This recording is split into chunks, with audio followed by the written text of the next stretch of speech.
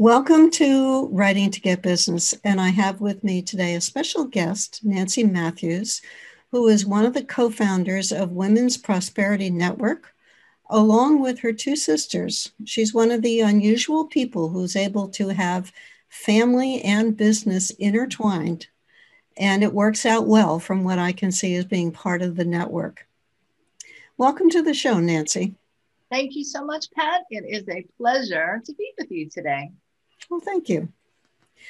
When I first started working with Nancy, I heard her talk about a book that she put together with a very specific financial goal. And I wanted to focus, first of all, on that book and the goal as a business model, because it's not something that we have explored very often in this podcast.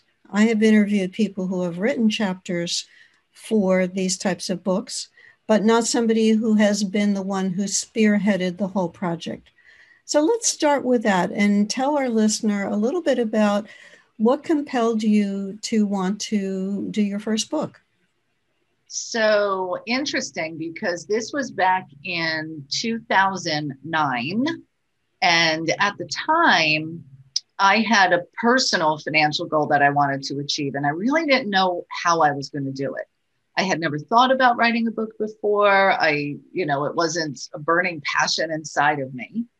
And at the time, I was doing a lot of teaching on one of my core topics about being a visionary with guts and what it takes to really be a visionary and move forward and have success. And I was going through this daily journaling process. How can I create, the figure was $20,000 in 30 days. How can I create $20,000? How can I create $20,000? And I just kept asking myself that in my journal every day. And I was reading. And I came upon in one of the books I was reading a reference to Chicken Soup for the Soul by Jack Canfield and Mark Victor Hansen. And that was the spark for the idea. I was like, wait, they have a book and it's a collection of different stories. I could put a book together about being a visionary with guts and get other successful people to contribute. It'll be a compilation or an anthology. And I ran with the idea. So what could this look like? What would I want to teach them? What are the topics that I need to cover? So it was in that process that I outlined, I think it was 8 different areas of success. And I said, and if I got 3 people to contribute content to each of those sections, how much revenue that was going to bring in. And it was a huge success. From idea to publication was 2 months. I had all of my 26 authors within 30 days. And this was during Christmas month. So it was quite a beautiful little synchronistic thing. And let me say that as a business model, I didn't do it just for the money. And this is what I would say to anyone who's thinking about using this as a part of their revenue, their business model, is that before speaking a word to it about anybody or inviting them to contribute, I got really clear on 2 things. Number one, what was this book going to deliver to the reader? Why would somebody even buy this book? What was the value proposition? And then the second thing is, what's the value proposition for the author contributing to the book? How is it going to help them in their business? If they're going to make an investment, I needed to be clear that I was, doing an exchange of value for them. So I got clear on those 2 things. Then I made a dream list of who would I love? Who do I know that is an expert in this area? And that's what made it easier, is that prep work that I did before even speaking to anybody about it. That's an amazing accomplishment, to put together that many people who will follow through in a short period of time. Oh, yeah. They only had 10 days to write their chapter. During Christmas. I got the idea on December 19th. And for this to be published in the time frame I wanted, I needed their chapters back. December 19th to like January 4th or something. And they did. I have been the editor of books with chapters that have been written by people And I've never been able to get anybody to produce something in 10 days. So I don't know what you were doing in the background. I see you in your boots up to your hips going, come on, come on. You really want to do this, don't you? It was a long time ago, so I remember it was a lot of effort on my part. But it felt easy.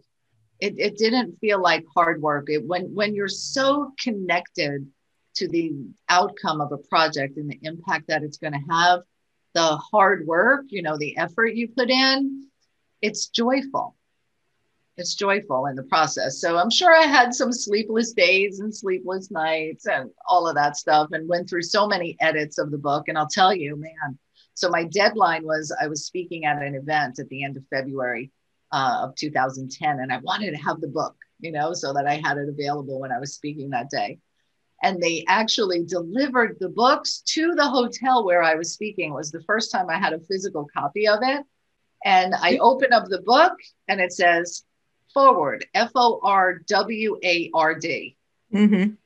I was like, oh no, I read this 14 times.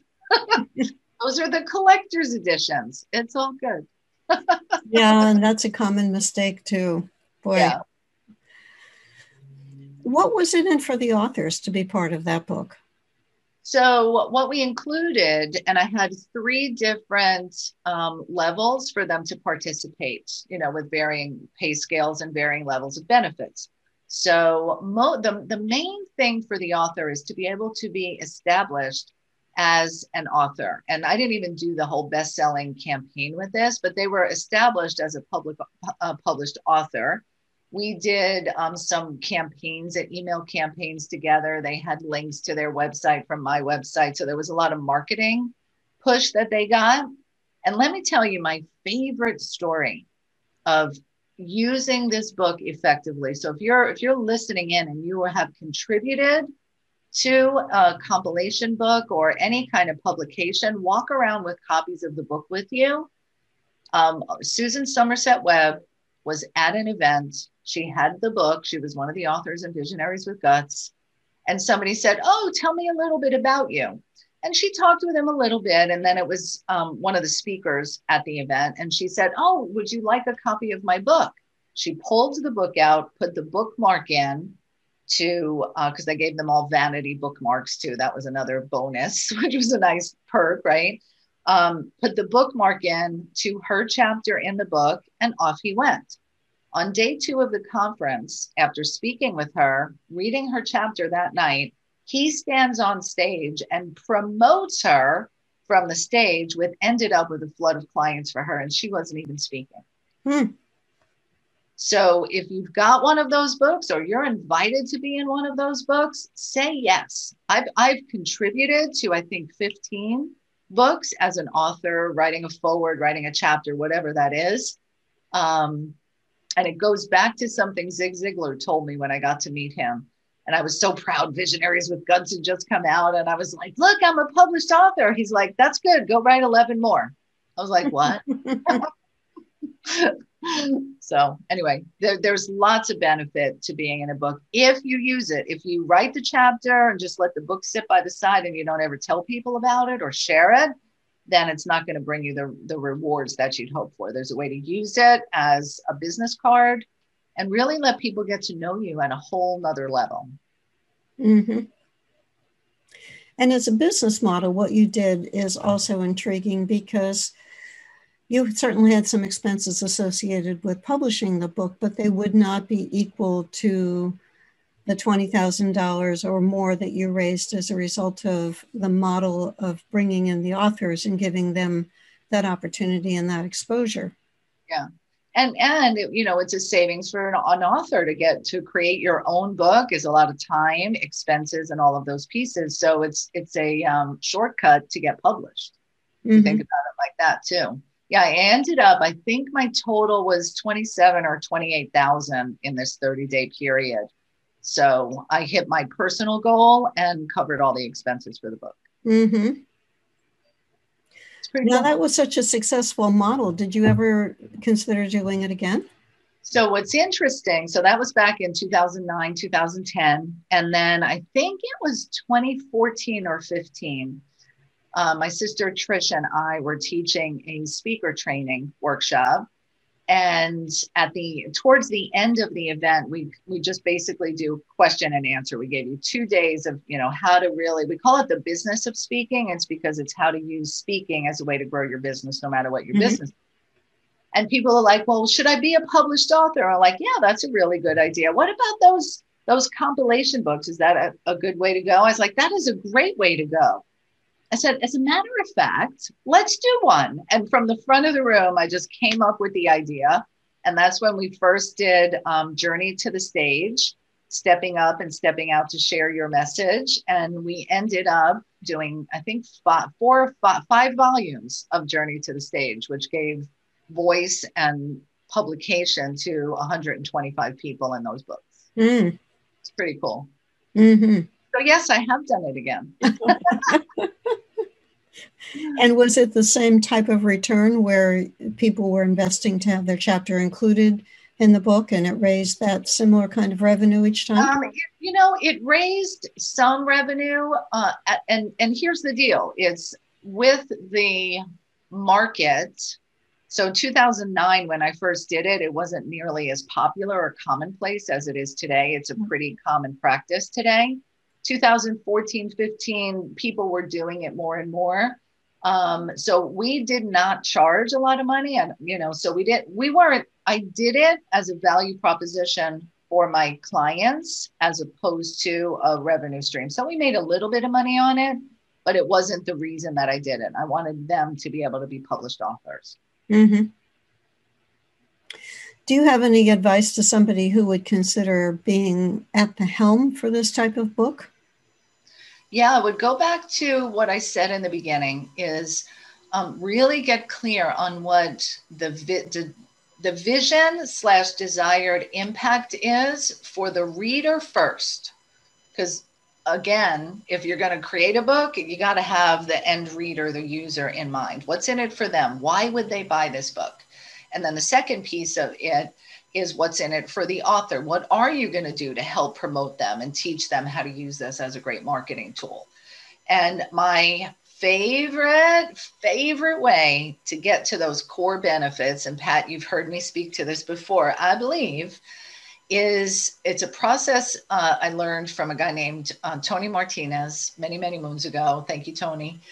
And it's to write a testimonial letter to yourself from the perspective of the person that just read the book or the author. So it would be like this.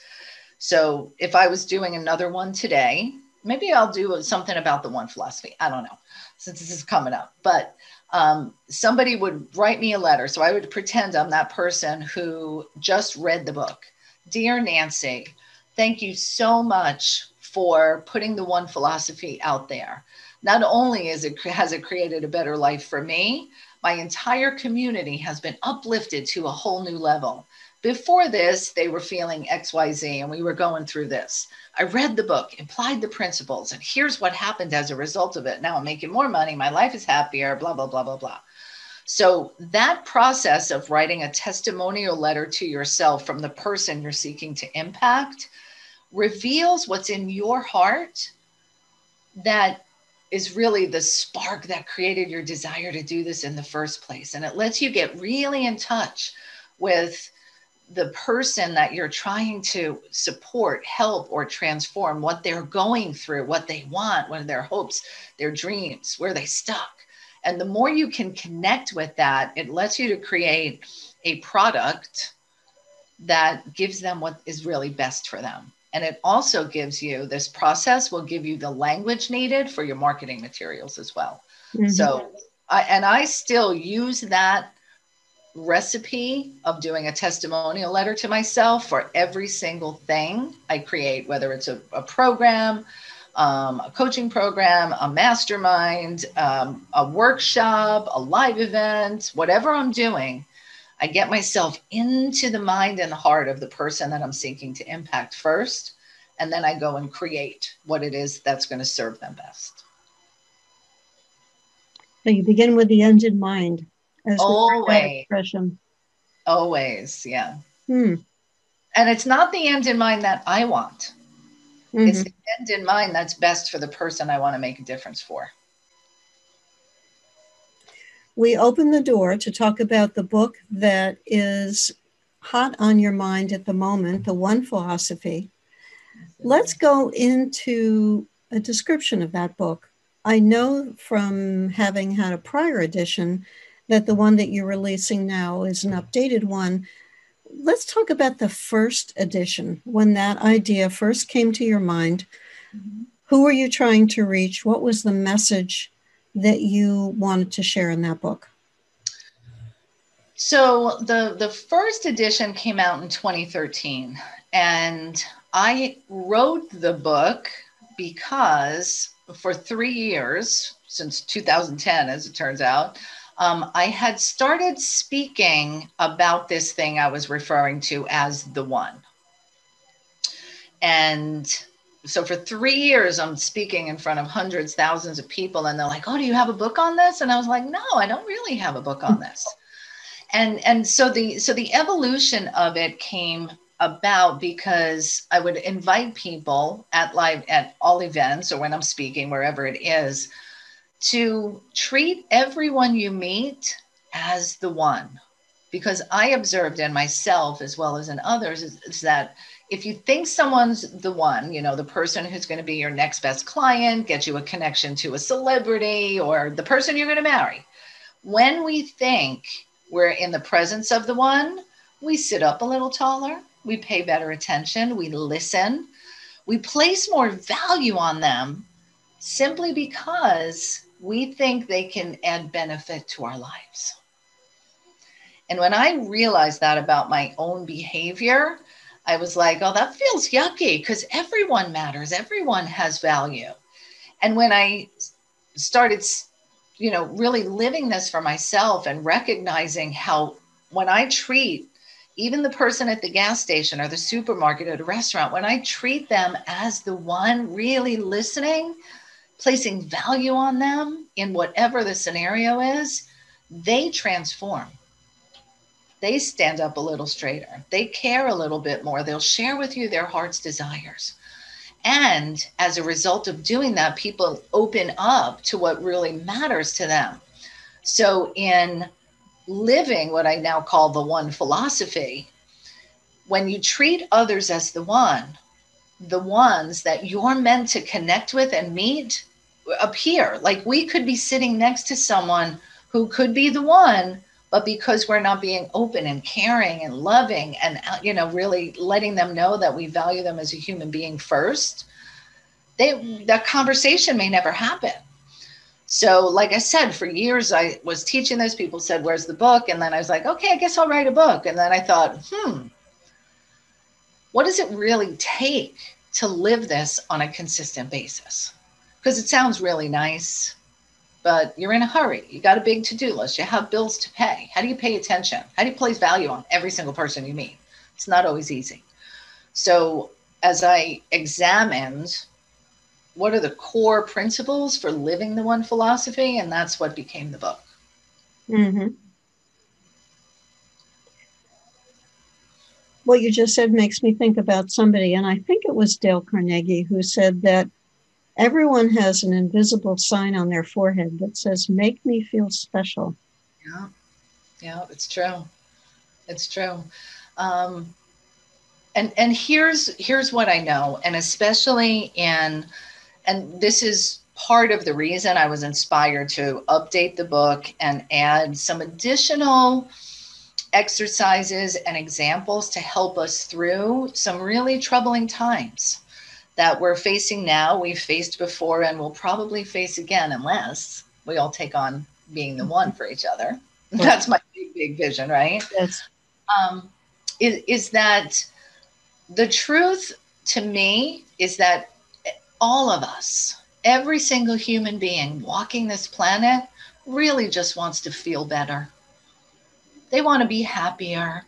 They want to feel safe. They want their family to be. We all want the same thing. Where things get a little wonky is the methods we go about to get it may not seem logical to someone else. You may think they're wrong. How can they do that? That's evil. That's bad. And all of those perceptions slash judgments are coming from your perspective. I guarantee you, they think they're doing the right thing because they're trying to get happier. And that's the way they know. So if we could remember that everyone is really seeking the same thing, and we take the responsibility of seeking to understand why they're thinking in that way, that's going to help bring us together. Mm-hmm. You know, and that's my mission and my passion, is that as we all live the one philosophy, following these very, 6 simple practices, 6 simple principles that are outlined in the book, you'll be happier, you'll have a better life, and it'll help unite humanity. Tell our listener about what you've planned in terms of the release of this book. This is coming out. We're recording this the beginning of February, and the book is coming out this month. Yes, it is. Yes, it is. We're not doing book signings in Barnes and Noble anymore. We're not going from meeting to meeting selling books. How are you releasing your book and promoting it in a virtual world as opposed to a physical world? So, it's, instead of being in a physical world, in person, I'm doing lots of podcast interviews. I'm hosting different launch parties. I'm also reaching out to corporations for them to bring this into their businesses, because this will uplift your customer service department. This will, if you have any kind of team in your business and they learn to treat not only their colleagues and coworkers as the one, but every client that comes in as the one, your revenue is going to boom. So I have a full plan to just talk about it. Mm-hmm. And people will buy the book. It's a small book, and it's an easy read with a very big impact. I know that we skipped over another book that you had created after the compilation book and the additional versions, and that was the Wallace Wattles Receiving Your Riches book, based on the science of getting rich, if I had that title correct. Yeah, perfect. Let's talk about how you did that, because that's a different model than we've discussed so far, of taking a book in a public domain and then turning it into a product. Yes. So what's interesting about that is, yes, so the book is called The Science of Getting Rich by Wallace G. Wattles. It was written in 1910, and it's in public domain, which means you have the right to use it for other things. So I was doing in a small group mastermind where we were studying this book, and it was so yummy, and it was bringing about massive results for me. And I think that was in 2012. And coincidentally, when I first went into business for myself in 2002, somebody handed me like a PDF printout of this book that I started reading but never finished. Right? So 10 years later, I'm doing this mastermind on the book, and money is coming to me, and opportunities are happening for me and the nonprofit that I was working with at the time. And I was like, oh my goodness, everybody needs to know this. So that's what inspired me to create this as a 30-day course, because just like me 10 years ago, how many books do people have that are unread or half read? So what I decided to do was take this beautiful, beautiful, timeless book and break it up into 15 minutes a day. Anybody can do something for 15 minutes a day. And so I turned this book, which is not a long book, into a 30-day, 15-minute a day practice. And I added journal prompts. I recorded it all in my own voice. I added an intro and an outro. I folded in part of Napoleon Hill's Think and Grow Rich. And to say that since 2013 or 12, when this was released, millions and millions and millions of dollars have come to the people who have been through this course. it's an honor to have brought this to them. And I do, that I offer at a very low price. I think when I first did it for like $25 or $37. I typically sell this course for like $97. And then I do specials and gifted. And so, and that's brought me, I should add up how much money that's made me. You should. I think I will. But it's more important. Yes, it's made me money. And I do this because everybody needs to know how easy it can be. Like, so many people are struggling in their lives where they don't have to. They don't have to. 15 minutes a day can make such a difference for everything. And you picked a topic that is timeless. I think when we hear about, a book was written 100 years ago. Yeah. 110 years ago. Yeah. And part of your brain goes, well, could that be relevant today? Is it outdated? That concept starts coming up when you start thinking about public domain. I know that there are many people who've purchased public, or actually don't have to even purchase it because it's usually not for sale, but they've taken public domain materials and transformed them into current products. Mm-hmm. Yeah. There's lots of opportunity. And yes, 2020 was challenging. 2021 is still having lots of challenges.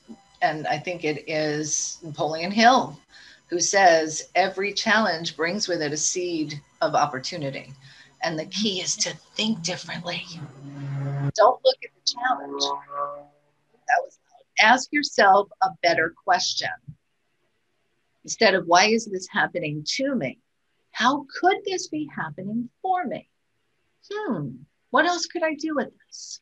And it's in the state of asking better questions that you create a better life. Mm-hmm. And Nancy, do you have another book in you? I do. I'm finishing the release of this third edition, and I had started this actually last year, and the One Philosophy update just was calling to me very loud, so I wanted to get that out first. So yes, I do have another book in me. It'll be released sometime in 2021, but I don't. There's a few different working titles, so I'm going to save that. Okay.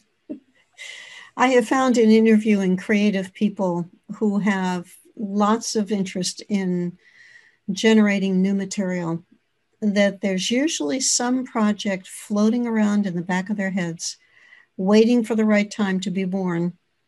And I'm not surprised at all that you answered yes to that question.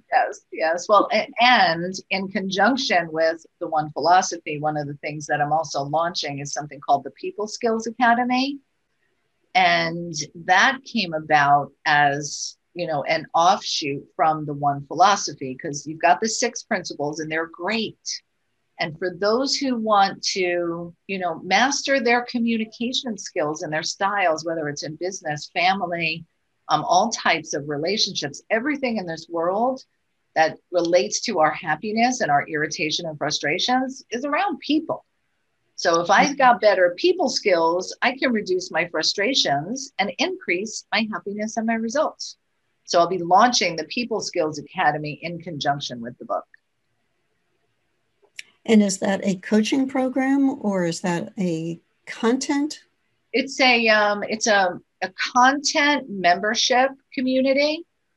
And I have a faculty. There's about 20 people on the faculty so far. So it'll be content in these variety of different areas of our lives. And as well as live Q&A sessions and all kinds of good stuff. Fascinating. Coming from a book and blossoming into a different way of expressing those skills and providing support. Yeah, that's it. How can our listener find out more about you, your services, your products? Probably the best central hub to go to would be nancymatthews.com, and the book will be at theonephilosophy.com as well. Women's Prosperity Network, which you are a member of, and we are so grateful for you being a part of our community and all the value you bring. And I'm very Googleable. So if you Google Nancy Matthews, you see this face, you'll find me. And Nancy's last name is spelled Matthews. Be sure to put in the extra T, because sometimes Matthews can be spelled with one T, but Nancy's got two of them. Got two. Got two twos. Got two T's. Yes. Thank you so much, Nancy, for spending your time talking about your book, about your journey from creating a compilation book in order to achieve a big goal. For people hearing $20,000 in 30 days, many people would say, how would I do that? And Nancy came up with a way to create the income and also give a platform to people to be able to share their stories and give them a spotlight. And then she has also moved on and done that similar type of model several times more, maybe 5 times more, with people discussing how they launched their speaking business. Her One Philosophy is now out in its 3rd edition since 2013 and sparked the idea for extending that knowledge in a different way through a membership program. And she's also had the experience of taking a product that was in the public domain. I think it's 70 years, 65 or 70 years after publication, that book moved into public domain, which means that anyone could have used it. But Nancy saw that opportunity to take the book and create a Receiving Your Riches course by breaking it down into 15-minute segments, which is really what we could do with any of our books that we have written, as well as private label rights material or public domain material. Those are not interchangeable, but private label rights is when somebody specifically writes material and then sells it to other people who then have the opportunity to use it with their own name and their own modifications. Lots of creativity comes from Nancy Matthews' brain, as you can tell in this 30-minute discussion. And what's next? And there'll be another one that is going to be still there in its gestational form, not ready to be born yet, but will be coming out later this year. So watch for Nancy Matthews' name and her publication, her new publication in 2021. And thank you to you who's been listening to us, who's been tapping into this conversation. I hope it has stimulated you and caused a little bit of, I think I could do that too, thought process. Yeah. We have a new show every week. Be sure to tell other people you know who are interested in generating books and creating income from their books about this podcast, Writing to Get Business. Thanks so much. Hi, this is Pat Iyer with Writing to Get Business, and I have with me today Tina Greenbaum, who is a fellow C-suite advisor who we met at a C-suite event, and they are hosting this podcast, Writing to Get Business. Tina and I have just talked about how her book evolved. What will our listeners and our viewers get from the podcast that we just completed, Tina? I'm hoping that your viewers will get the back end process, the work, the thinking that went into a solopreneur by myself, figuring out ways to scale my business. And I started with a workshop that led to an online program that led to my book. But the interesting thing, of course, was that I hadn't even written the online program before I had the clients to be participants. So I'm hoping they'll get some insight into some creative ways that you could deal with the obstacles that come up with having to do all this by yourself. And Tina shared some strategies that she uses, that she recommended. She had the interesting path of going from the online course to the book Some of our other authors on Writing to Get Business have gone from the book to the online course. So it reinforces again that there's no right answer or no one right pathway when it comes to sharing your knowledge in different formats. Be sure to watch Tina Greenbaum's podcast. You'll find it on Writing to Get Business.